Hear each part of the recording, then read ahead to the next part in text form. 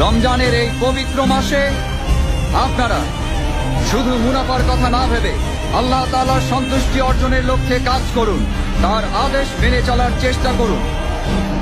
বিশেষ করে রমজানে সবাই 5 ওয়াক্ত ফরজ নামাজ সব সময় জামাতে আদায় করবেন।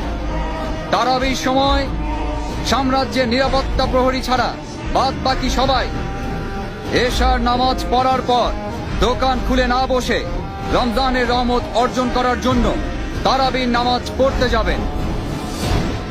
যারা নামাজ না পড়ে দোকানে এসে ব্যবসা করবে তাদের কঠোর শাস্তি দেয়া হবে।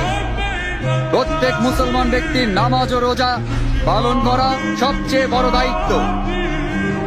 এই পবিত্র মাসে 5 ওয়াক্ত নামাজ জামাতে পড়ার জন্য আপনারা সবাই মসজিদে যাবেন।